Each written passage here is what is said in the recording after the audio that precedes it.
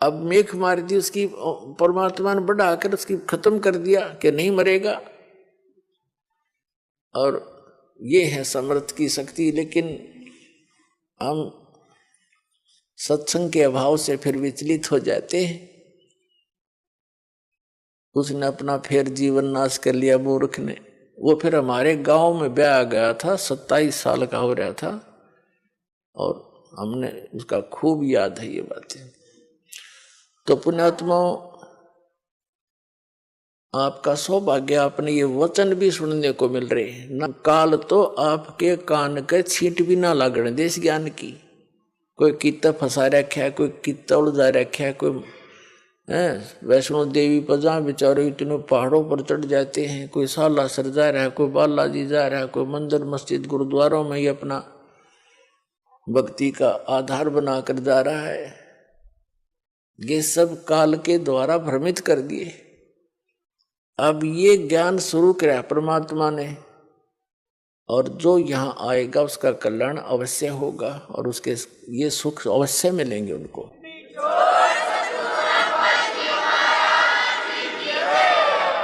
जैसे प्रसंग चल रहा था कि सबको मालूम है, ये तो सभी मानते हैं कि भाई बुरे का फल बुरा ही होता है, लेकिन डर निकल गया हमारा। डर कब निकलता? जब हमें ज्ञान नहीं रहता। अब हम अपनी मर्जी से, अपने व्यवस्था से भगवान के विधान को त्याग कर स्वयं अपने कर्म के लेख को चेंज करना चाहें, कभी नहीं हो सकता। जिस समय कंस ने अपनी बहन देवकी का विवाह श्री वासुदेव जी से किया, श्री कृष्ण जी के माता पिता थे वो, और कंस उनका मामा था, तो उसने बड़े प्यार से अपनी बहन का विवाह किया, और उसको सी ऑफ करने के लिए अपनी नगरी की सीमा तक छोड़कर आते थे। स्वयं रथ को चला रहा था, और दोनों उसके बहनोई और बहन रथ के पीछे बैठे थे। रास्ते में आकाशवाणी होगी कि तेरे मारने वाला कंस तेरी बहन की कोख से पैदा होगा, उसका 8वां पुत्र तेरी मृत्यु का कारण बनेगा। अब देख अकल की कमी है। एक तरफ तो कंस ने वह आकाशवाणी साची मान ली कि 8वां पुत्र होगा तेरी बहन का, वो तेरी मौत उसके हाथों है, ये तो अटल मान ली उसने सच्ची होगी। फिर जो सच्ची मानी तो उसने फिर उसको बदलने के तरीके अपनी सोच से अपनाए, अज्ञानियों की सलाह से। वहीं से रथ को वापस मोड़ लाया,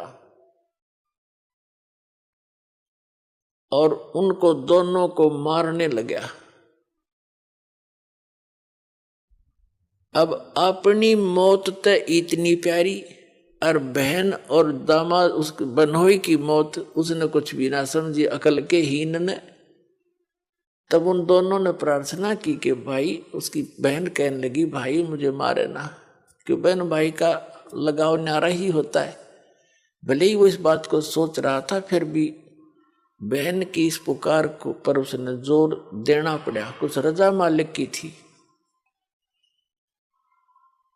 कि तू ऐसा कर, हमें मारा मत, हमने यहां नजरबंद कर ले दोनों को, जितनी भी संतान होगी हम तुझे दे देंगे, तो जो चाह वो कर लिए भाई। तो उसने सोच ली ठीक है, मेरी 7वीं संतान 8वीं तक तो मार दूंगा, 8वीं के बाद होगा इनके भाग की। उसने यहां तक सोच ली, तो उनको रख लिया। चल, बहन को मारने का भी पाप बच गया। फिर लग गया नवजात शिशुओं को मारने। दुष्ट ने 9 मार दिए, 8 7 मार लिए, और 8वें को मारने लग गया। वो आकाश में उड़कर चली गई, जबकि लड़का कहा था वह लड़की थी। बुद्धि फिर भी ना काम करी। तो कहने का भाव यह है कि उसने अपने स्तर से अपनी किस्मत को चेंज करने के लिए, आयु बढ़ाने के लिए सारे यत्न कर लिए, और वो की वो हुई जो आकाशवाणी ने कहा था। तो क्या अकल थी उसमें? एक तरफ तो आकाशवाणी को फाइनल मान रहा है कि ऐसा होगा ही होगा, जब होगा तो ठीक है, हाथ खड़े कर देना। अगर मैं दुष्ट हूं, मुझे शायद मैंने भी कभी उस बच्चे को मारा होगा, आज अपना बदला ले लेगा, 8वीं संतान कौन सी आज हो जाएगी। तो इस करके जी लेना चाहिए था, और वो मर्या भी और पाप और इकट्ठे कर लिए। जब उसको ये पता चला ना कि आकाशवाणी फेर होगी, काल के तो ये काम है, पाप का बड़ा गड़ा भरुआ है वो। जब श्री कृष्ण जी का जन्म हुआ जेल में, और उसे लेकर उसका पिता दूसरे स्थान पर अपने मित्र के यहाँ छोड़ आया, वहां से नवजात उत्पन्न लड़की को वापस लाकर वहां रख दिया। तब आकाशवाणी हुई कि तेरे मारने वाला पैदा हो चुका है, लेकिन जेल से बाहर। अब उसने सोचा भी आस पास के नगर के जितने भी उसके राज्य में नवजात शिशु थे,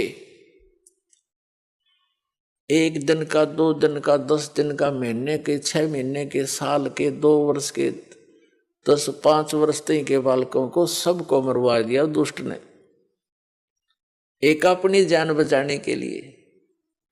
ये है अकल के कमजोर, अकलहीन, ये है अकल लूने।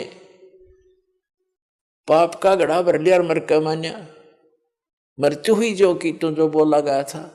तो जब तक हम इसका समाधान, जैसे कोई धनी बनने के लिए, जब तक इसका अपने किस्मत को बदलने का समाधान हम अपने तरीके से अपनाएंगे, वो हानि ही हानि होगी, लाभ नहीं हो सकता। और उसके चेंज करने की विधि बता रखी है कि मासा घटे न तिल बधे, विध ना लिखे जो लेख, और साचा सतगुरु मेट के ऊपर मार दे मेघ। परम संत की शरण में, कबीर परमात्मा के बच्चे की शरण में आने के बाद फिर ये प्रारब्ध कर्म वो बदल सकता है, सारे इतिहास चेंज कर सकता है। वो समर्थ है। समर्थ किसे कहते हैं फिर?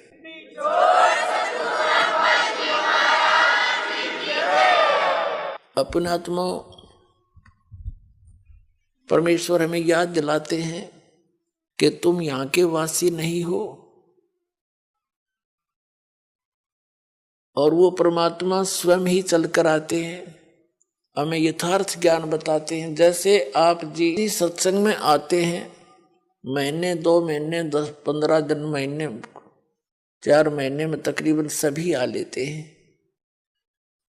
तो अन्य व्यक्ति तो ये सोचते हैं कि ये कितना हानि करते हैं, किराया लगता है, काम छोड़कर जाते हैं। पुण्यात्माओं, आप जी को ये ज्ञान होना चाहिए कि आप जहां से चलते हो और यहां तक जो भी आपका किराया भी लगता है, वो भी परमात्मा के पुण्य में है, आपका धर्म में लग रहा है वो पैसा, वहां से लेकर यहां तक। और जो दान धर्म करते हैं, आपको वो तो डायरेक्ट दिखाई देता है कि मैंने दान डाला है, मेरा पुण्य हो गया। लेकिन वहां से यहां तक आने और जाने का जो आपका किराया है, वो भी आपके धर्म में लिखा जाता है। अब बगैर ज्ञान के हम ऐसे उलझे रहते हैं, अपने आप धनी बनने के लिए 100 तरीके अपनाते रहते हैं। परमात्मा कबीर जी कहते हैं, कल्पे कारण कौन है कर सेवा निकाम, मन इच्छा फल देऊंगा जो पड़े मेरे ते काम। कि मेरे सतर का, जो भगवान के सतर का तेरा कोई ऐसे कार्य आवेगा, कोई आपत्ति आवेगी, तो फिर कहता है तू चिंता ना करना, तेरा मन इच्छा फल दूंगा तुझे। यदि तू परंतु रहना पड़ेगा तूने मेरी मर्यादा में। भगत की कैसी मर्यादा है? भगत और जगत का आपस में मतभेद सदा से रहा है। इसका कारण क्या है?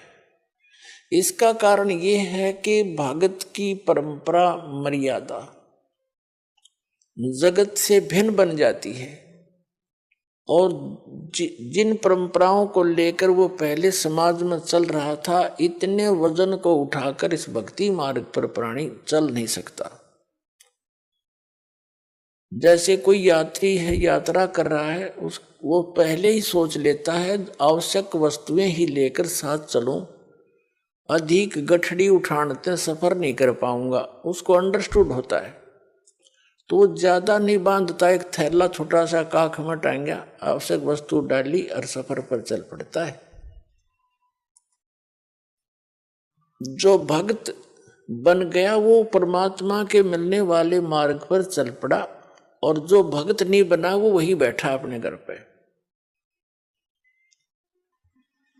वो उस वस्तु को प्राप्त नहीं कर सकता। तो उसकी मर्यादाएं कुछ अन्य हैं, उनसे हटकर हम अपने सीमित करके इस सफर पर चल सकते। तो इस प्रकार जगत और भगत की आपस में मतभेद बना रहता है कि ये तो ऐसे भी नहीं करते, ये त्योहार भी ना मनाते, ये तो दहेज भी ना देते, ये लेते भी को नहीं है। तो इस तरह के हम नहीं कर सकते, क्योंकि हमें ज्ञान हो गया कि आज हम किसी से लेते हैं, कल देना पड़ेगा। तो क्यों सिर में दर्द करे फिर देने के लिए? जैसे आज कोई रिश्वत ले रहा है किसी से, 5,000, 10,000, 20,000 ले ली, और वो उसने देनी पड़ेगी फिर उसको आगे चल के अगले जन्मों में। अब परमात्मा आदरणीय गरीबदास साहिब जी कहते हैं, तुमने उस दरगाह का मैल नहीं देखा और धर्मराज के तिल तिल का लेखा। बता, कहते तुम इसलिए गलती करते हो, तुमने वो स्थान ना देखा जहां पर फैसले होते हैं इस भगवान के सत्र के। तुमने उस दरगाह का वो मैल नहीं देखा, धर्मराज के तिल तिल का लेखा। ये बालकों का खेल है। एक तिल यानी एक जरा सी भी कोई आपकी वस्तु है, आपस में वो लेन देन किसी भी जन्म में हो, चाहे 1000 जन्म के बाद हो, आपकी वो पूरी करनी पड़ेगी। आज कोई रिश्वत ले रहा है, अगले जन्म में वो दामाद बनकर लेगा उसका, और पैसा ले जाएगा, और फिर मृत्यु हो जाए मन माने, वो पैसा भी गया, लड़की दूसरी जगह ब्याहनी पड़ेगी।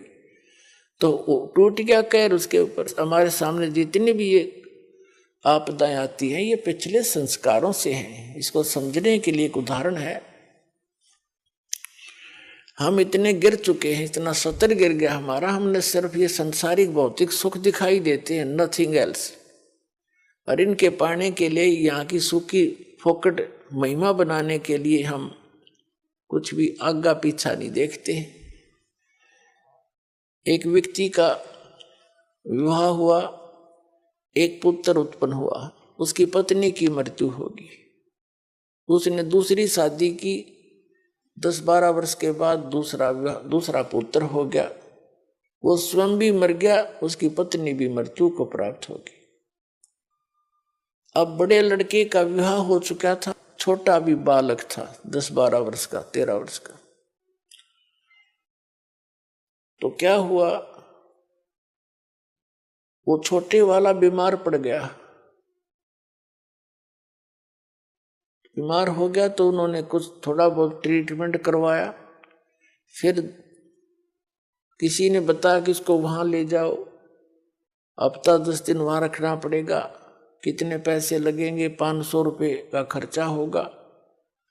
उसमें 500 रुपये आज के 5 लाख से भी ज्यादा समझ लो। तो उन्होंने विचार किया कि 500 रुपये वहां लगा देंगे, और फिर इसने ये मृत्यु को तो निकट है, ये मर जा तो बढ़िया, सारी संपत्ति इसकी हमारे नाम आवेगी, काम आवेगी। यानी 10-15 एकड़ जमीन थी उसकी, उसके हिस्से की। उस लालच में उन्होंने के स्कीम बनाई, एक डॉक्टर से बात करी, वैद्य से, कि वैद्य जी तो ऐसे ऐसे कर दे, ये बीमार तो है ही, किसी को पता भी नहीं चलेगा। वो भी लालच में डूब गया। 500 रुपये, उसने 100 रुपये लिया, जैसे भी लिया, और उसको विष दे दिया बच्चे को, वो मर गया। मर गया तो कुछ दिन के बाद वो तो खुशी का ठिकाना नहीं, किसी को पता चला नहीं, रास्ते का रोड़ा भी निकल गया उनके सोच से। फिर बताते हैं कि उनका बच्चा लड़का हो गया 1 वर्ष के बाद। अब खुशी का ठिकाना नहीं, पाला पोसा, उसका विवाह कर दिया। 16 जल्दी विवाह कर देते थे तो 12-13 वर्ष के का, 15-16 वर्ष का जब वो लड़का हो गया, बीमार हो गया,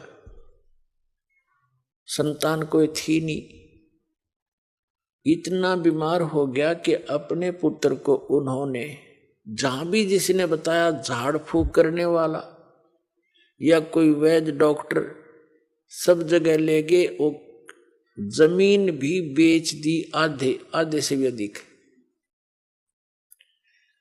और उसको कोई आराम होने का नाम नहीं। एक दिन वो उसका पिता बैठा, लड़का लेटा हुआ चारपाई पर, कति अस्थि पिंजर शेष था। तब उस लड़के ने कहा कि भाई साहब, अपने पिता की तरफ मुंह करके कहा, भाई साहब।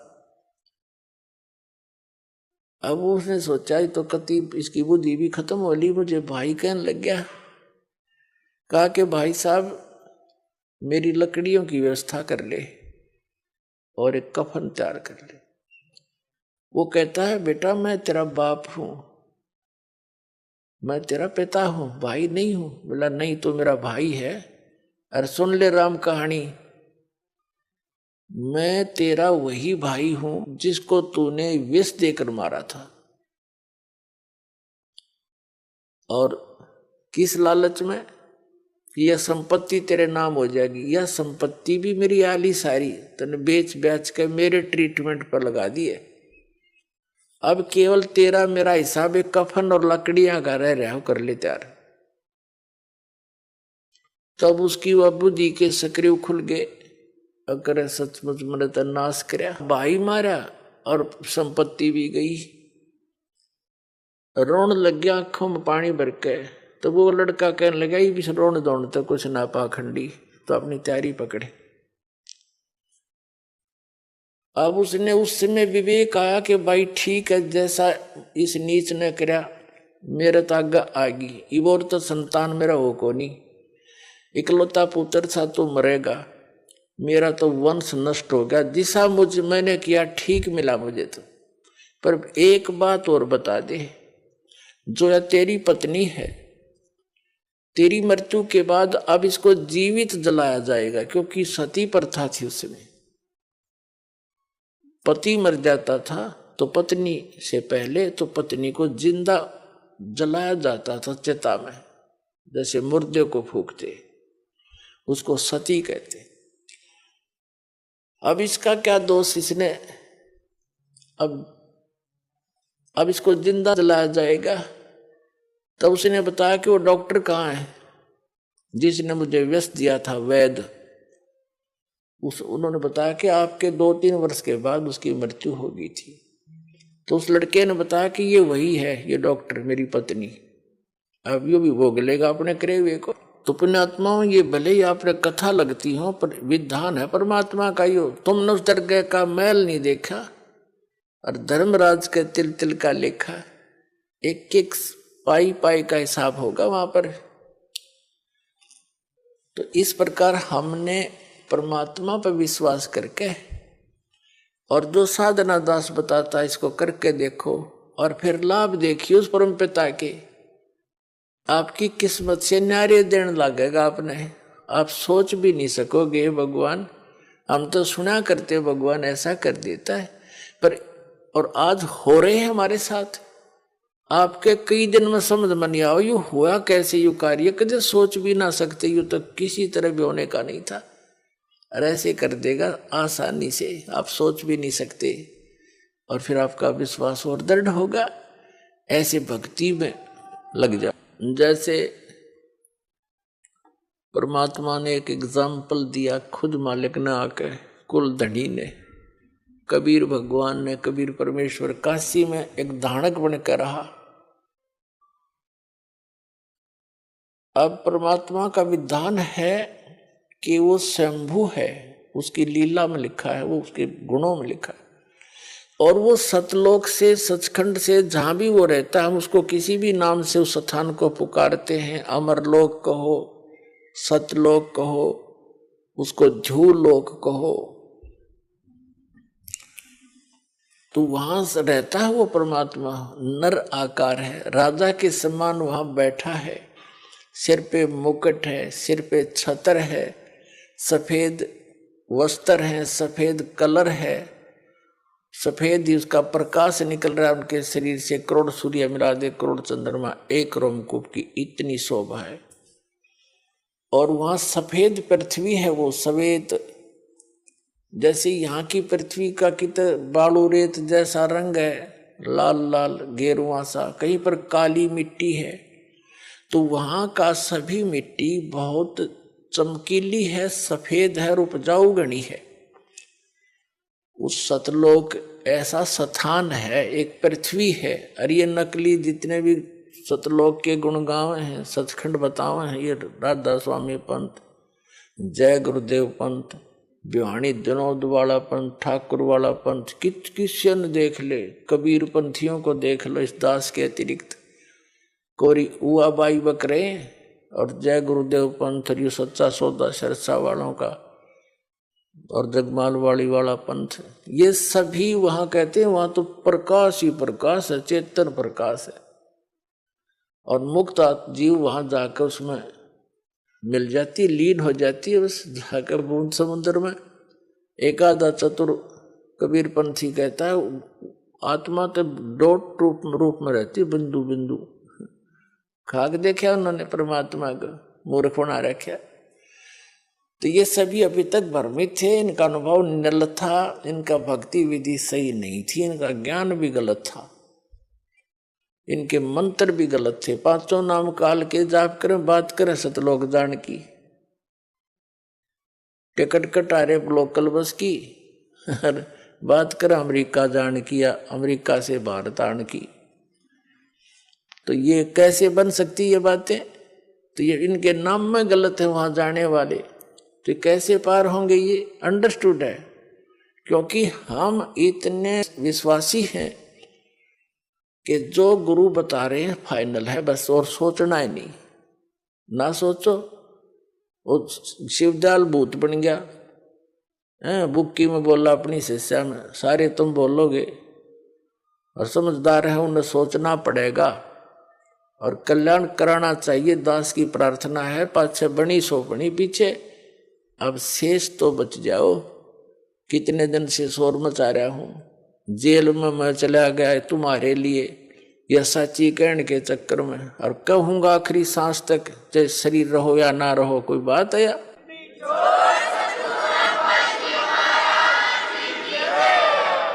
असंग जन्म हो गया हमने धक्के खात्या ने, के बिरान माटी और मुझसे नहीं देखी जाती, क्योंकि दास को वो ज्ञान भगवान ने दे दिया। मुझे कोई दूसरा नजर नहीं आता, पूरी पृथ्वी अपनी सी दिखे है, सब अपने बहन भाई दिखे, क्योंकि हम सतलोक से आए हुए। यहाँ काल ने हमें मूर्ख बनाकर आपस में लड़ा बिड़ा रखा है, हमारे साथ आपस में ये मनमुटाव रखता है, घर घर में कड़ा करवा रखी इसने। सास बहू की बनती ना, ननद बहू का लट्ठम लट्ठा, बाप बेटे का झगड़ा, पड़ोसी गेल झगड़ा, छोटे से बंटवारे पे, किसी किसी काम पर सारा दिन टेंशन ग्रत रखना, इनको दुखी सताना, दुखी करना उस काल का कर्तव्य है, उसका परम धर्म बन गया है कि ये भगवान के बच्चे हैं, इतना सताए दूं और वो भी दुख पाता रहेगा हमें दुखी देखकर। लेकिन परमात्मा के सामने विकल्प यही है कि वो अपना ज्ञान देकर, अपने में आपकी आस्था दृढ़ कर कर सच्ची भक्ति करा के ही आपको यहाँ से ले जा सकता है। और ये ज्ञान ये तभी संभव है जब आप स्वयं शिक्षित होंगे।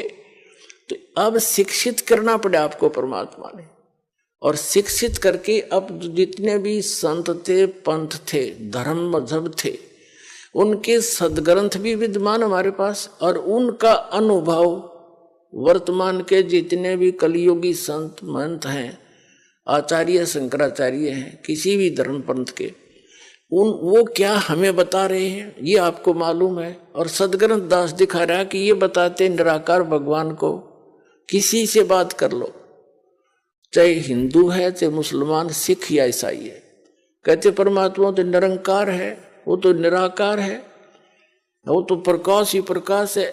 ऐसी सुनी सुनाई दंत कथा से पवित्र बाइबल आपको दिखा दिया दास ने, उसमें लिखा है परमात्मा ने मनुष्यों को अपने जैसा बनाया, नर और नारी करके उनकी सृष्टि की। तो भगवान निराकार। पूछ कर देखो किसी भी ईसाई धर्म के पवित्र आत्मा से कि परमात्मा कैसा है, वो कहेगा गॉड इज फॉर्मलेस, परमात्मा निराकार है। तो क्या खाक पड़ा उन्होंने पवित्र बाइबल को। फिर बाइबल को वो फाइनल मानते हैं। तो बाइबल में तो साकार लिखा परमात्मा, मनुष्य दृश्य है। ऐसे ही वेदों के पढ़ने वाले भगवान को निराकार बताते, और वेदों में स्पष्ट लिखा है कि परमात्मा मनुष्य दृश्य है, राजा की तरह बैठा है, वहां से गति करके आता, भक्तों से मिलता, उपदेश देता है और कवि की तरह प्रक्रिया करता है। कवियों की तरह जगह जगह जाकर लोकोक्तियों के माध्यम से, दोहों के माध्यम से, शब्दावली के माध्यम से, शब्दों के माध्यम से अपना ज्ञान प्रचार करता, उपदेश देता है। और कुरान शरीफ में लिखा है कि पवित्र बाइबल ने जो समर्थन किया है कि परमात्मा ने 6 दिन में सृष्टि रची, 7वें दिन तख्त पर जा बैठा, और उसमें लिखा कि उस परमात्मा ने मनुष्यों को अपने जैसा बनाया। वही ज्यों का त्यों 40% विवरण पवित्र बाइबल वाला पवित्र कुरान शरीफ के अंदर विद्यमान है। सूरत फुरकानी 25 में आयत नंबर 52 से 59 तक स्पष्ट किया हुआ है कि वो कबीर नाम का परमात्मा है। और कुरान शरीफ के ज्ञान देने वाला अल्लाह कहता है अपने पैगंबर हजरत मोहम्मद को कि आप इन काफिरों की बातों में मत आना, वो कबीर सुप्रीम पावर है, वो कबीर अल्लाह है, वो सर्वशक्तिमान है, सब कुछ कर सकता है।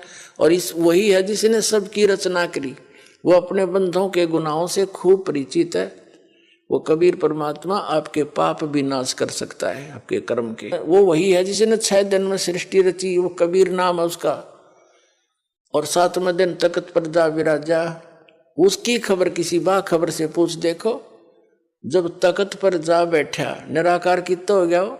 मुसलमानों को पूछ लो भगवान कैसा अल्लाह, वो तो बेचून है, बेचून मान निराकार।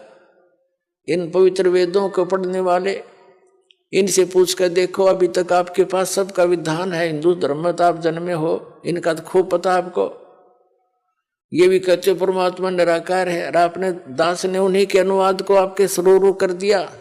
इन अंग्रेजों का कराया हुआ अनुवाद, इंजीनियरों का, इन आर्य समाजियों का आर्य निराकार बताएं, और खुद अनुवाद कर रहे हैं। भगवान राजा के समान देखा जाता है, वहां से गति करके आता है, भक्तों से मिलता है, उपदेश देता है, कवि की तरह घूमता है, और फिर भी निराकार बताओ। सबकी बुद्धि घुमा रखी काल ने।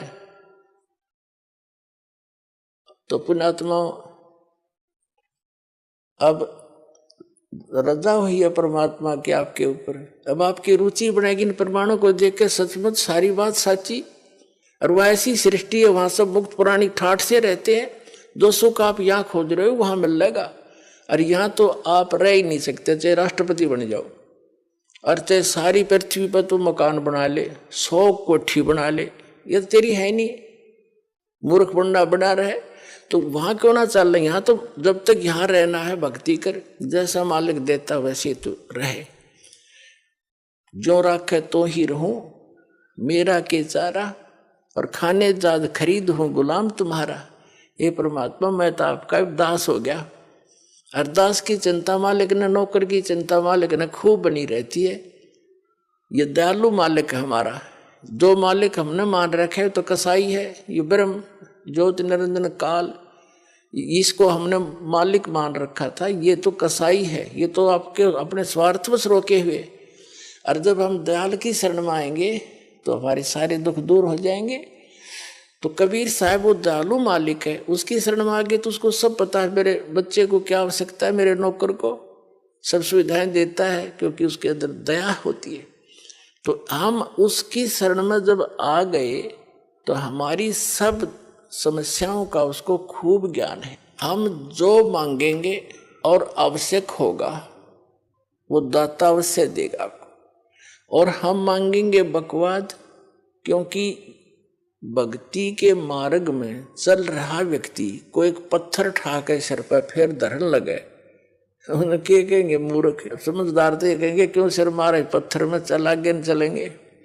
तो कहने का भाव ये है कि जो आप अनावश्यक वस्तु मांगोगे, जो आपके ऊपर पत्थर के रूप में होगा और भक्ति में बाधा करेगा इस सफर में, तो दाता वो दे को ना तापते, क्योंकि आपको आवश्यकता नहीं है उसकी, और हम उसकी आवश्यकता मान रहे क्योंकि हम बालक है। तो इस प्रकार पहले दास चाहता है, बुद्धिमान समाज है, बहुत सावधानी से सोचना पड़ेगा आपने, जो किस लिए हम माया इकट्ठी करते हैं, कोठी और कार बनाने के लिए, और बेटा और बेटी के ब्याह में बकवाद करने के लिए, व्यर्थ का खर्चा करने के लिए, और ये बेमतलब के त्योहार चोर बनाकर बम पटाखे बजाकर फंड करने के लिए। तो ये भक्ता के काम नहीं है। ना जाने काल की कर डारे, किस विध ढल जा पासावे, और जिनाते सरते मौत खुड़क दी उनानु केड़ा हसावे। हमने नोट ऐसे डर के रहना पड़ेगा या ना जाने के बिजली गिर जा। जैसे विवाह करते हैं बच्चों का, उसमें 6 महीने पहले तो चिंता होले घर वालों ने, बेटी बहनी हो, और लड़के वाले की कभी बराबर खर्च होले है, तो सारा पंगा पा रहे हर तरह का। तो उसके लिए फिर कितना डीजे लाएंगे, हाँ, फिर बड़ी बड़ी बारात, और ये सारा काम बिगाड़ा नहीं फिल्मों ने। फिल्मों में देखा आपने कोई सिंपल वे तो ब्याह होता, बकवाद करें सारी, बड़े बड़े राजे महाराजा की तरह आगे पाछे बैंड बाजते चलो, तुरु तुरु तुरु करते चले हैं, लंबे चौड़े लैंप लैंप ला के फंड कर रहे। ये ब्याह करोगे बकवाद तुम? जुलूस तो पहले काट दे बालका का। तो हमने इस विवाह को बहुत सिंपल वे से करना है, कोई विशेष व्यवस्था नहीं करनी। वैसे तो बुद्धिमान व्यक्ति कोशिश तो अभी कर रहे हैं कि भाई हम तो चुन्नी पे ले आए लड़की को, चुन्नी पे लावे, पर ठीक है, वो भी तो ब्याह है, वो कौन सा ब्याह को नहीं हुआ। और ये 36 बकवाद करके गाना और बजाना, घूटी लानी, फंड करना, डीजे नाचना, ये बकवाद दो नहीं करने, ना दहेज देना। हम दहेज देकर अपनी बेटी को कितने दिन सुखी कर सकते हैं, कुछ सोच कर देखो। कर सकते हो सुखी? बेमतलब का वो बकवाद और भागी निकम्मा बालक है, फिर नो लालच करें, जहाँ उसने सतावा लड़की ने कोर लिया, वो पीवे घुट्टी रो करते लाओ, बेचारी रो पीट के घर वाले दे, चल बस जाएगा बेटी का, बेटी का बसेगा भगवान ते, और उससे हमने दूर कर रखी, तो वो तो फिर कर्म में बसेंगे जिसे उसके हैं। हम सबसे पहले वो धन देंगे अपनी बेटी को जो कभी खर्च नहीं होगा, और हर समय उसका साथ रहेगा, सारी आपदाओं को टालेगा, और 2 रोटी समय पर देगा। ऐसे हम अपने बेटे को इस मार्ग पर लगाएंगे, वो अपने पर निर्भर होगा, भगवान पर विश्वासी होगा, और ज्ञान होगा कि आज मैं दहेज लूंगा, कल इसका गधा बन कर दूंगा, क्या फायदा लेने का। तुमने उस दरगाह का मैल नहीं देखा, और धर्मराज के तिल तिल का लेखा। जब हम जब इस ज्ञान से परिचित हो जाएंगे, तभी तो हम वहां सतलोक जा सकेंगे, तब से हमारी इच्छा हटेगी यहाँ से। अब जैसे आपको बार बार हम बताते हैं, जैसे श्रीमद् भगवत गीता अध्याय नंबर 7 के और श्लोक नंबर 4 में कहा है कि अर्जुन, उस ज्ञान को तू तत्वदर्शी संतों के पास जाकर समझ, उनको दंडवत प्रणाम करने से, कपट छोड़कर नम्रता पूर्वक प्रसन्न करने से, वो तत्वदर्शी संत तुझे उस तत्व ज्ञान का उपदेश करेंगे। वो तत्व ज्ञान है कौन सा? चौथे अध्याय के गीता जी के 32वें श्लोक में कहा है कि अभी तक जो ज्ञान तूने पहले सुना है 31 तक, चौथे अध्याय के 31 मंत्र तक, 25 से लेकर 31 तक, उसमें कोई कैसी क्रिया करता है, कोई कैसी भी कर रहा है, कोई देवता पूज रहा है, कोई स्वाध्याय करता है, जैसे कोई गीता का पाठ कर लेता है, कोई ये सुखमणि साहिब का जाप कर लेता है, कोई वेदों के 5-4 श्लोक याद कर लिए, उनको रोज रिपीट कर लेता है, कोई 5 बार की नमाज कर लेता है, और कोई मुंह पर पट्टी बांध के तीक्ष्ण अहिंसावादी व्रतों को करता है, नंगे पैर घूमता है, और कोई देवताओं की पूजा करता है, कोई योगासन करता है, कोई खड़ा होकर तप करता है, कोई बैठ के करता है। ये सभी अपनी अपनी साधनाओं को मोक्षदायक मानते हैं, जानते हैं, ये सोच रहे हैं हम जो कर रहे हैं सही है। लेकिन चौथे अध्याय के 32वें श्लोक में कहा है कि इस प्रकार की यज्ञों का, धार्मिक अनुष्ठानों की साधना का ज्ञान ब्रह्मण मुखे यानी सच्चिदानंद घन ब्रह्म की वाणी में जो परमात्मा सतलोक से चलकर आता है, स्वयं ही उपदेश देता है, वो यथार्थ ज्ञान है, वो तत्व ज्ञान है। उसके अंदर विस्तार से कही गई है। यहाँ अनुवाद गीता अनुवादकर्ताओं ने गलत कर रखा अनुवाद। ब्रह्मणे का अर्थ इन्होंने वेद कर दिया। ब्रह्मणे मुखे है, उसमें मूल पाठ में एक शब्द है ब्रह्मणे मुखे, उसका अर्थ कर दिया इन्होंने वेद की वाणी में। पता वेद वाला ज्ञान तो बोल ले रहा था भगवान, यो गीता ज्ञान दाता श्री कृष्ण में प्रवेश करके, वो तो अब इसी ब्रह्मणे का अर्थ 17वें अध्याय के 23वें श्लोक में गीता जी में किया है। ब्रह्मणे माने सच्चिदानंद घन ब्रह्म, यानी वो परम अक्षर ब्रह्म। 8वें अध्याय के, हाँ फिर आगे बताएंगे, वो अन्य परमात्मा है, वो समर्थ परमात्मा है, वो ब्रह्मणे मुखे, यानी यहाँ ब्रह्मणे का अर्थ समझो सच्चिदानंद घन ब्रह्म की वाणी में। मुख माने अपने मुख कमल से उच्चारित वाणी में जो ज्ञान है, उसमें ये धार्मिक अनुष्ठानों का की जानकारी विस्तार के साथ कही गई है, वो तत्व ज्ञान है। चौथे अध्याय के 32वें श्लोक का ये निष्कर्ष है कि इस वास्तविक धार्मिक अनुष्ठानों की, यज्ञों की वास्तविक जानकारी सच्चिदानंद घन ब्रह्म ने अपने मुख कमल से बोला है, उस वाणी में यानी कबीर वाणी में विस्तार के साथ कहे गए हैं। और उनको कर्मजान यानी वो काम करते करते कर्म योगी होकर के उनको पूरा किया जाता है, और उसको जानने के बाद तो सभी कर्मों से मुक्त हो जाएगा, सभी पापों से। और वो ज्ञान, वो तत्व ज्ञान है। चौथे अध्याय के 34वें श्लोक में कहा कि उस तत्व ज्ञान को तू तत्वदर्शी संतों के पास जाकर समझो। इससे सिद्ध है कि गीता ज्ञान दाता भी उस ज्ञान से अपरिचित है, नहीं तो लिख देता एक अध्याय और बना देता, ये हो गए तत्व ज्ञान। तो वो तत्वदर्शी संत कौन है? ये दास अर्ध वर्तमान में है, ये सचकर मान लियो, थारे दच्चा चाहे ना दच।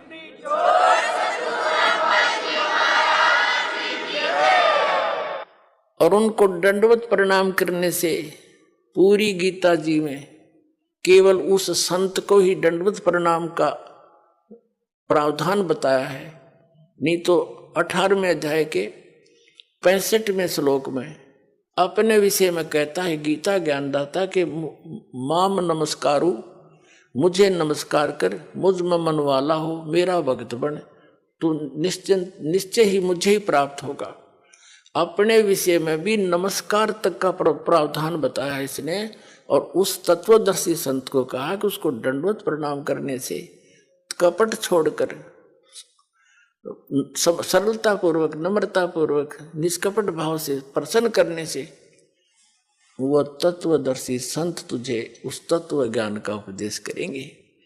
अब फिर क्या बताता? 7वें अध्याय के 29वें श्लोक में कहता है कि अर्जुन, जो मेरे आश्रित होकर यानी मेरे इस ज्ञान को आश्रय बनाकर तत्वदर्शी संतों की खोज कर लेते हैं, तो उनको वो केवल जरा और मरण से छूटने का ही प्रयत्न करते हैं। जरा मीन वृद्धावस्था,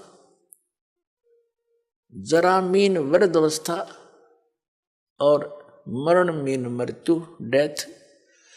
कहते वो केवल इस जरा बुढ़ापे के कहते और मृत्यु के दुख से बचने के लिए ही प्रयत्न करते हैं, क्योंकि वो तत्परम विदु कर्षणम कर्म चाखिलम, तत्परम विदु और कर्षणम अध्यात्म च अखिलम कर्म, वो सभी कर्मों से और संपूर्ण अध्यात्म मार्ग से और तत्परम से वो पूर्ण रूप से परिचित होते हैं।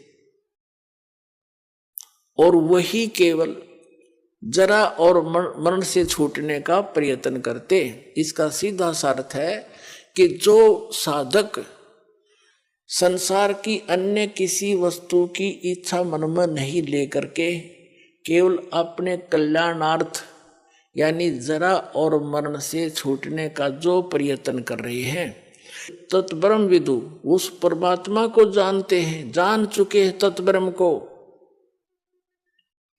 और सारे अध्यात्म से परिचित हैं, ज्ञान से और सब कर्मों से वो परिचित हैं। इसलिए वो विष फांकते नहीं। उनको जहर दिखाई देता है, किसी से रिश्वत लेना, ये करना, वो करना। जैसे किर का जहर का रंग होरी हो, कहो कौन तिस खावे राम रंग होरी हो। अगर तो होरी माने खुशी, जैसे होली बनाते हैं अपने हिंदू धर्म में, तो होली का मतलब बड़ी खुशी के साथ नाचते हैं, गाते हैं, कहते हैं यह तो है नकली होली। असल खुशी तो उनको होगी जो परम पिता परमात्मा कबीर जी की शरण में आकर विधिवत भक्ति करेंगे, सारे सुख रहेंगे, कदे आनी ना हुए। कहते समर्थ का शरणाग हो रंग होरी हो, कदे न हो ऐ काज राम रंग होरी हो। अब क्या बताते हैं कि जैसे कर का जहर का रंग होरी हो, कहो कौन तिस खावे राम रंग होरी हो। जिसने परमात्मा की शरण में रहना है और राम रंग की होली खेलनी है, यानी सदा सुखी रहना है यहाँ भी और सतलोक जाकर, तो वो जैसे कर का जहर का कहीं पर विष का कण गिरा हो छोटा सा भी, और आपको पता है कि ये विष है, उस अधिक तो दूर की बात है, विष को खाना उस कण को भी नहीं खाएगा, उठाएगा वहां से और ऐसी जगह पृथ्वी में दबा कर आएगा किसी के ओर का हाथ ना लग जा, और हाथ धोएगा मिट्टी से, कदे इसका अंश मेरा ना छू जा किता है। तो कहते हैं जब आप पूरे अध्यात्म मार्ग से और सभी कर्मों से परिचित हो जाओगे, फिर आपको रिश्वत लेना, चोरी जारी ठगी डाके डालना और दहेज लेना और देना दोनों जहर दिखाई देगा। फिर कहते हैं जैसे कर का जहर का, अभी आपको उदाहरण दिया, उसने कैसा जुल्म किया, अपना भाई मार दिया, किस लालच में, यह सारी जमीन मेरा रह जाएगी, वह जमीन रही नहीं, संतान कुलनाश हो गया और पाप धरे रह गए न्यो के न्यो। तो ये सचकर मान लिए, कोई वैसे सिंपल एग्जाम्पल मात्र नहीं है, ये गॉड गिवन ज्ञान है, उसकी कबीर परमात्मा का बताया हुआ, आंखों देखा उन महापुरुषों का बताया। ये कोई डूम बाट के गीत ना समझना। बहुत युगों से आप दुख पा रहे हो और इसी काल के झंझट में उलझ पुलझ कर यही मर जाते हो। तो क्या बताते हैं, जैसे कर का जहर का एक भी किसी का पाई भी लेना, बिल्कुल आपको विष दिखाई देगा। फिर कौन खाओगा उस विष को, कि तुमने उस दरगाह का मैल नहीं देखा और धर्मराज के तिल तिल का देखा। हर पाई पाई का हिसाब होगा वहां पर। तो इसमें तो बहुत बड़ा बखेड़ा बन जाएगा आपके लिए। तो बुद्धिमान व्यक्ति फिर उसका निकट नहीं जा सकता। अबोध बालक जहर चाहे सारा खा जा, लेकिन ज्ञान होने के बाद व्यक्ति विष के निकट नहीं जाता। तो जब तक आप अबोध थे, खाते रहे विष, मरते रहे, गधे कुत्ते बनते रहे, ये विष है। ऐसे संकट भोगने पड़ते अपने को। और जब बुद्धिमान हो गए वो तो इसका निकट भी ना आते। जैसे भक्ति के मार्ग में बहुत ही सीमित सामान लेकर चलना चाहिए। ये परमात्मा स्वयं आकर के भक्ति दृढ़ करते हैं कबीर परमेश्वर जी। एक समय ये कहीं प्रकट हो गए थे, वहां रह रहे थे एक संत रूप में। उनके शिष्य हुए एक रंग का, एक बंका, एक उनकी लड़की थी, उसका नाम था वंका। और उसी समय उन्हीं के पैरल हुए श्री नामदेव जी, जो छिपा जाति में उनका जन्म था, बड़े महापुरुष हुए। तो पुण्यात्माओं, जैसे हम अन्य संतों के चमत्कार देखकर उनसे हुई कुछ आध्यात्मिक लीलाओं को देखकर हम उनको परम संत मानकर वहीं तक सीमित हो गए, फिर उनकी समाधि पूजन लग गए यादगारों को। अब वो संत बचपन से ऐसे लीला होती थी उनसे, और उनके इतिहास में लिखा कि छोटे ही बचपन में से ही उनके ऐसे ऐसे भगवान की तरफ से बहुत से उनके बेनिफिट मिले। तो वो पिछले जन्म के पुण्यकर्मी प्राणी थे, पार हुए नहीं वो, फिर दोबारा आगे जन्म लेकर। तो उनकी बचपन से ही वो भक्ति की जो चमत्कार थी, वो चिंगारियां फट रही थी। कुछ दिन में डिस्चार्ज हो जाती, खत्म हो जाती वो, कुछ दिनों के बाद फिर वो चले जाते ऐसे अपना कर्म बिगाड़ कर। उन्हीं में से ये एक नामदेव जी थे। बचपन से ही उनकी पिछले संस्कारों से, पुण्यों से बहुत से ऐसे लाभ हुए। एक बार विठल भगवान की पूजा करते हैं महाराष्ट्र के अंदर, तो विठल भगवान की एक मूर्ति बना रखी होती है। विष्णु है विठल, वैसे विष्णु को ही विठल मानते हैं, विठल विष्णु जी के अवतार थे। उनकी मूर्ति बनाकर पूजा करते हैं, उनको भोग लगाते हैं और पीछे आप भोजन करते हैं। तो एक बार नामदेव जी के छोटे से थे, उनके पिता ने कहा, बेटा हमने कहीं बाहर जाना है, कई दिन माना पड़ेगा, तुम भगवान को भोग लगाना ठाकुर जी को, और पीछे दूध पीना। पहले भगवान को भोग लगाना ठाकुर जी को, विठल जी को, और फिर पीछे ग्रहण करना, अन्यथा पाप लगेगा। बच्चे का बहुत जल्दी असर होता है इन बातों का। माता पिता चले गए, पहले से पैदल जाते थे, पैदल आते थे, 3 दिन जाने में, 1 दिन वहां रुक के 3 दिन आने में लग गए। जैसे भी 1 हफ्ते में आए। अगले दिन नामदेव जी ने नहा धोकर दूध का कटोरा भर के और विठल भगवान की मूर्ति का आगे रख के, जैसे माता पिता करते थे, पर्दा लगा के खड़ा हो गया, भगवान भोग लगा लो, भगवान भोग लगा लो।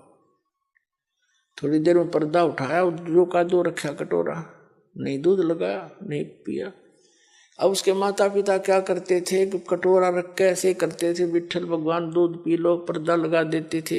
एक आली सी में मूर्ति रखी थी, उसका पर्दा ला रखा था, और थोड़ी देर में उठा के अपने आप सारे दूध में मिला के और पी लेते थे। और बच्चे को इन्हों पता नहीं था कि विठल जी दूध ना पीते। उन्हें सोचेगा दी घूंट भर लेते होंगे भगवान, तभी माता पिता लाते हैं। उन्हें देखा भगवान ने तो दूध ना पिया, उस दिन भी फिर खुद भी रोटी ना खाई। भगवान आप भोग नहीं लगाओगे तो मैं भी नहीं खाऊंगा, आदेश है मेरे पिताजी का। अगले दिन फिर रख दिया दूसरा भर के, उस दिन भी ना पिया, रोटी नामदेव जी ने भी नहीं खाई। अब तीसरा दिन निकला, बालक मरण हो गया। अब उस समर्थ परमात्मा, यानी उसके पिछले पुण्यों से ऐसे लीला होती है। आए दाता उस विठल वाली मूर्ति का आगे बैठ गए, छोटे से बन के। और नामदेव ने कहा, भगवान जब तक भोग नहीं लगा लोगे तेरा दास टूक टूक ना तोड़े, मरूं चाहे जीऊं, मैं तो बेशक मर जाऊं। तभी आस्था देखी भगत की, भगवान ना आके और दूध पी गया, चढ़ चढ़ पूरा कटोरा पी गए। नामदेव कूदता फिरे, आज राजी हुए मेरे भगवान। नामदेव जी की खुशी का ठिकाना नहीं, आप भी दूध पिया, छक्कर रोटी खाई, आज प्रसन्न हो गए मेरे भगवान, मेरे से कोई रोटी बन गई थी। आप रोज पीवे, रोज दर्जे दूध सामने पीवे गट गट, और फिर मूर्ति सी दिखे।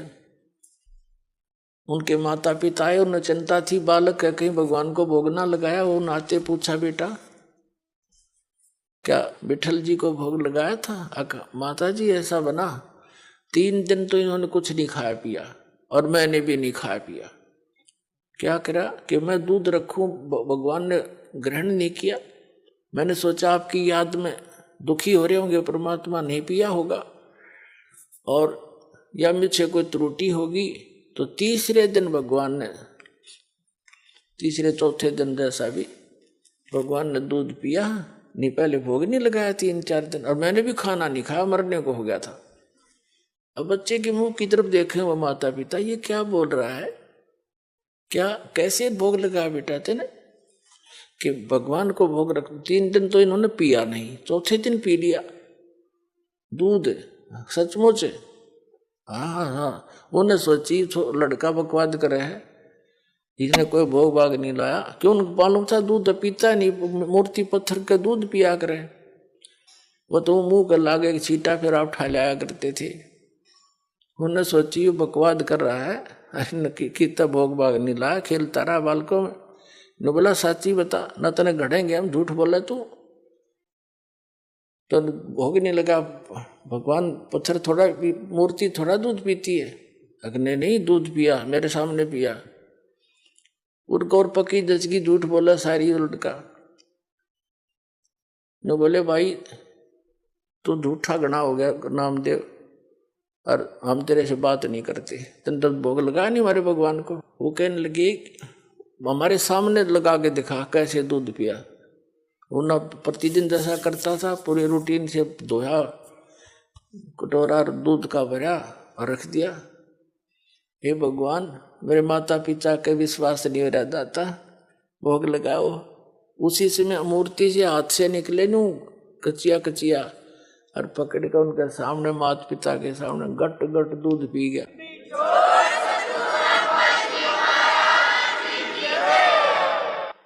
तब उसके माता पिता ने सारे गांव में बता दी, नगर में, कि विठल जी ने दूध पिया मेरे बेटे से, दूध पिया मेरे बेटे से। ये और गांव का जच्चे ना वो लागे कहने बकवाद करता है, पाखंड करता है, तो है झूठा कपटी, क्यों पाखंड फैला रहा है। मूर्ति कभी दूध पीती है। पंचायत होगी, चौपाड़ में बुला लिया नामदेव भी, उसका लड़का भी। पंचों ने फैसला किया कि हमारे सामने दूध पिलाओ भाई, जब मानेंगे ना तुम्हें देश निकाल, गांव से निकालेंगे तुमको। तुम पाखंड फैलाते हो, अपने घर पर लोगों का चढ़ा चढ़वाने के लिए भ्रमित कर रहे हो, वहां बुलाने लग जाओगे कुछ दिनों में। अब समस्या आ गई, नामदेव भी बुला लिया। बैठ के नामदेव का पिता बैठ गया साथ में, नामदेव बैठा और कहा भाई क्यों बच्चा भोग लगा, भगवान ने, विठल जी ने दूध पिया था, कहाँ जी पिया।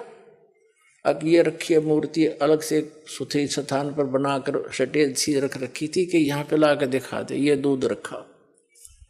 वो अपना जैसे भी नहा धो के आया था, हाथ धोकर रखा कि हे विठल महाराज दूध भोग लगाओ मेरे दाता, मेरे माता पिता संकट के अंदर हैं, दया करो मेरे मालिक। उसी समय पंचों के सामने हाथ निकले मूर्ति से और गट गट दूध पी लिया। सारे देखे खड़े खड़े।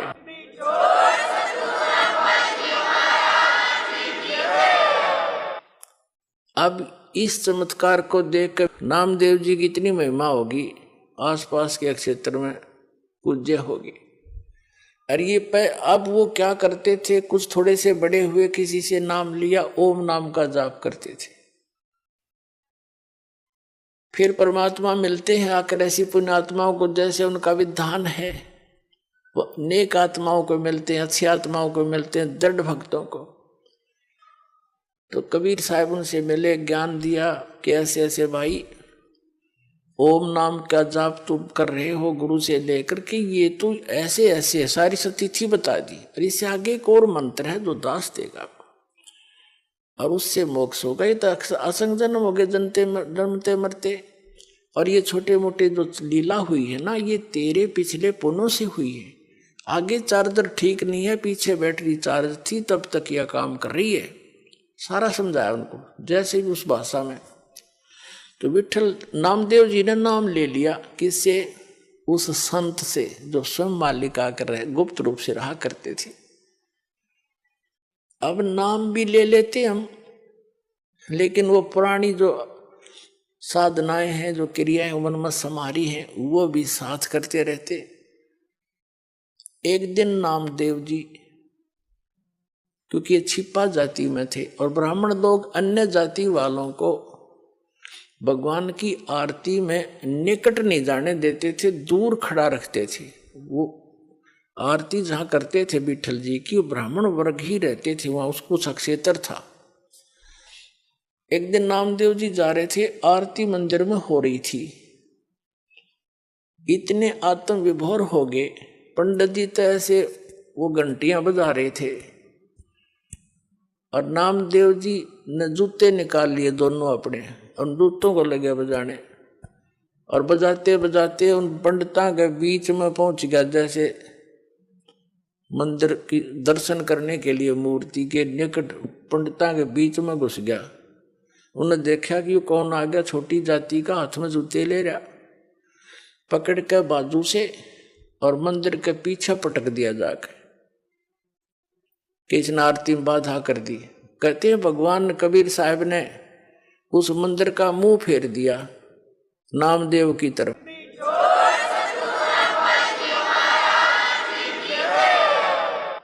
और पंडित जी पीछे घंटी पीटने खड़े खड़े पछला करने, तो नामदेव जी उठकर आगे। अगले दिन वो उनसे मिला, अपने गुरु बहनों से, भाई से, रंका, बंका और वंका। तो घर पे पहुंचा, वहां आते जाते रहते थे। घर पे गया तो अकेली लड़की थी वंका, माता पिता कहीं बाहर गए हुए थे। वो लड़की कुछ पट्टी तैयार करे थी, जैसे किसी का चोट लाग जाए उसका जैसा भी देसी इलाज, कोई कूट छेद के जड़ी बूटी।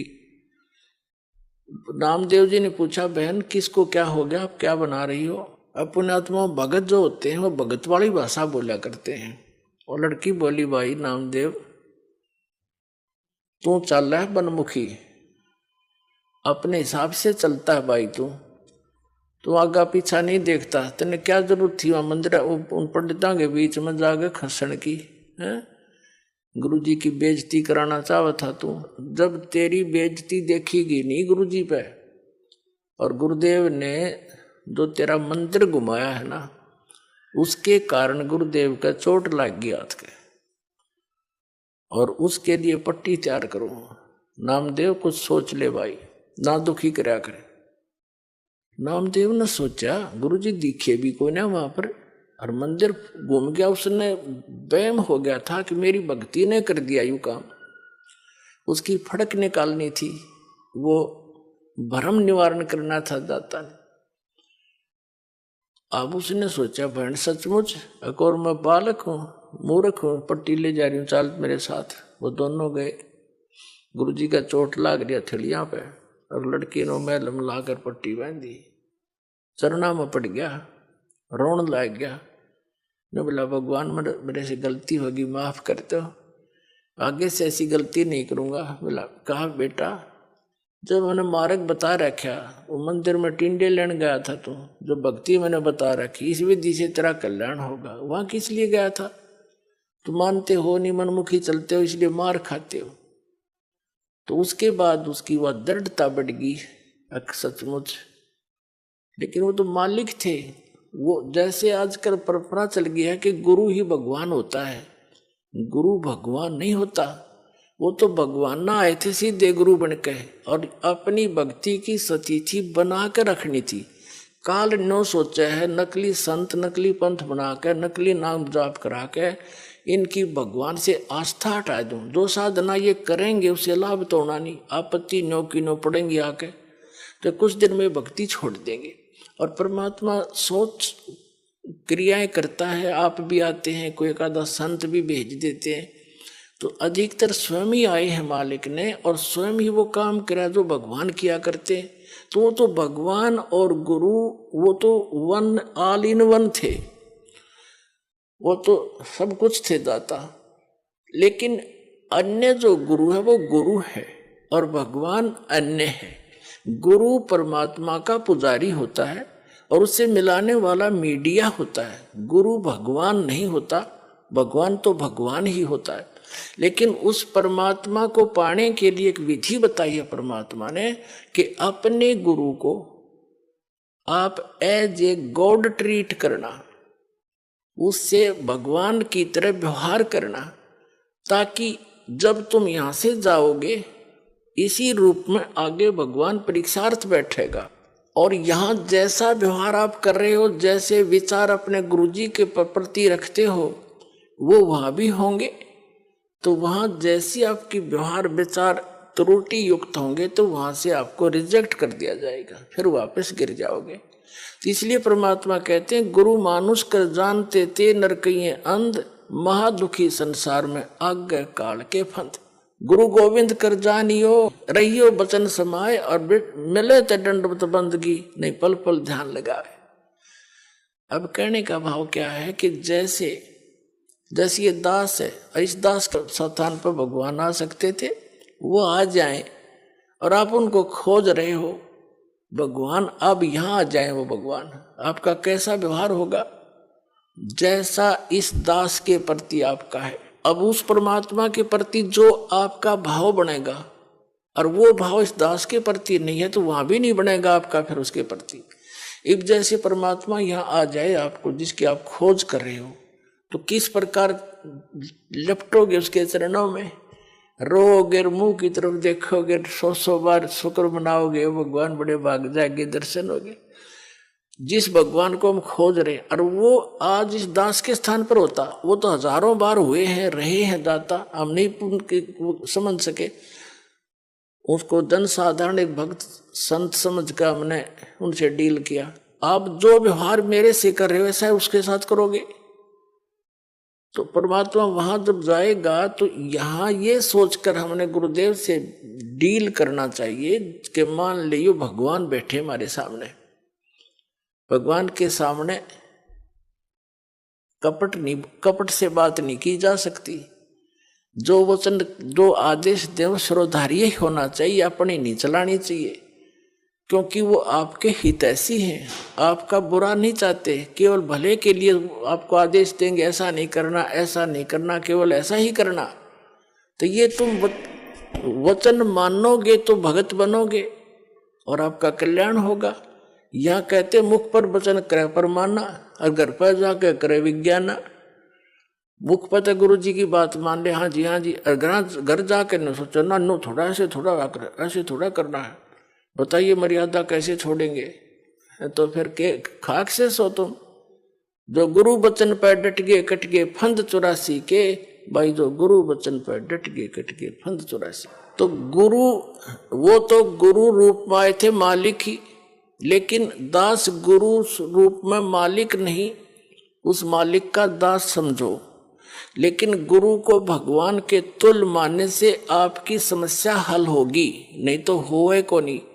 जैसे एक मैथमेटिक्स का, एक गणित का प्रश्न होता है ऋण का, उसमें मूलधन ज्ञात करना होता है। तो मूलधन तो होता करोड़ों रुपए में, अरबों में।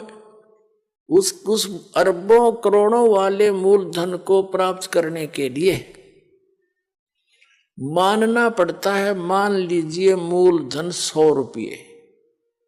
वो मूलधन 100 रुपये होता नहीं, लेकिन उसको मूलधन मानने बिना वो करोड़ों अरबों वाला मूलधन आपको मिल नहीं सकता।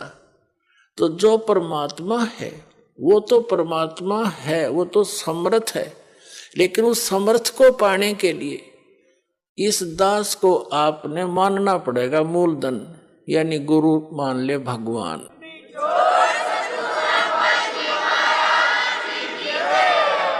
तभी आपकी यह समस्या हल होएगी, नहीं तो कति नहीं हुआ, 0 नंबर आओगे आपके। तो इस प्रकार समझदार को संकेत बहुत होता है। अब प्रसंग चल रहा है कि फिर जब भक्ति मार्ग पर चल पड़ते हैं, घना सामान धर के सिर पर नहीं चला जाता है, ये परंपराएं हटानी पड़ेंगी। और जैसे भगवान रखे न्यो रहना पड़ेगा। जैसे कर का जहर का रंग हो रही हो, कहो कौन तीस खावे राम रंग हो रही हो। अब रंग बंका झोपड़ी में रहते थे, वृद्ध हो गए थे, और क्या करते थे, जंगल से लकड़ी तोड़कर लाते थे, उसको बेचकर अपना खाने जोगा रखकर बाकी गुरुदेव के चरणों में भंडारे में लगा देते थे। एक दिन नामदेव जी गुरुदेव यानी कबीर परमात्मा गुरु रूप में आए हुए थे। उनसे कहने लगे, गुरुदेव आपके दो तीन भक्त हैं, कितने निर्धन हैं, इनको कुछ धन दे दो, इनका टाइम भी पास हो जा, भक्ति भी गणी कर ले। अब परमात्मा ने सोचा कि नामदेव तो बालक है, कति श्रद्धा बतेरी है, पर इसमें विवेक बना नहीं। अरे भक्ति करें और ये के कौन से बर्तन बनाओ हैं। वहां से लकड़ी तोड़ी, वहां तक लकड़ी तोड़ने जाते हैं तो मंत्र करते जाते हैं, लकड़ी तोड़ के सिर पर धरी मंत्र करते आते हैं। भक्ति मत बाधा है नहीं। और लेकिन नामदेव जी की उस समय समाज की सोच घड़ी थी, उस बच्चे को भी सेट करना था अपने को। तो परमात्मा ने कहा भी ठीक है, चल धन दे देता हूं, पर मैंने कोशिश बहुत करी है भाई, ये रखते नहीं धन ने, मैं देता हूं, ये सारा दान कर देते। नो बोला जी ना दान दो, पैसे दो, बोला ये लेते नहीं और ना मांगते कभी मेरे तक। पर रामदेव ने कहा जी आप तो बिन मांगे भी दे देते हो। अक भाई दे तो दूंगा, पर ये लेते नहीं मेरे से। अब नामदेव जी के या गला उतरा नहीं, भाई इतने दुखी हो रहे, क्यों ना लेंगे पैसा, तो ले ही लेंगे ये। कबीर साहब बोले, परमात्मा बोले गुरुदेव रूप में कि अच्छा भाई आज इनको वो पैसे देते हैं। गहने ले लिए, गहने आभूषण सोने के चांदी के अच्छे 2-3 किलो एक थैले में लेके नामदेव और गुरुदेव दोनों उस रास्ते में खड़े हो गए, झाड़ के आड़ में, ओट में, जिससे वो दोनों रंका और बंका लकड़ी तोड़कर लाते थे। अब रंका तो आगे चल रहा था, बंका थोड़ी पीछे रह गई थी। थोड़ी फैसला था अपने सफर में, थोड़ा बहुत यानी 100-200 फुट का। तो उससे परमात्मा ने क्या किया कि जिस रास्ते से वो आ रही थी वहां पर वो आभूषण डाल दिए और उस झाड़ के पीछे जाकर दोनों छुप गए। अब आगे आ रहा था रंग का, उसने देखा गहने पड़े हैं, और औरत जो है गहनों को देखकर लालच में आ जाती है, कहीं बंका अपने कर्म ना बिगाड़ ले। उसने पैर के साथ उस पर मिट्टी डालनी शुरू कर दी, सिर पर लकड़ी थी, पैर से रेता डालना शुरू कर दिया। अब बंका ने देखा मेरे पति रुक कैसे गए, कोई पैर में क्या हो गया इनको। उन्हें ध्यान से देखा, ये तो आभूषणों पर मिट्टी डाल रहा है। वह भी समझ गई इस बात ने। वो कहने लगी कि चलो चलो आगे, क्यों मिट्टी पर मिट्टी डाल रहे हो, आगे चलो। अब दोनों छोड़कर आगे चले गए अपना। तो परमात्मा बोले, नामदेव देख लिया तने, ना लेते मैं क्या करूं भाई। अपने आत्माओं एक दिन क्या हुआ, सत्संग चल रहा था, गुरुदेव सत्संग फरमा रहे थे,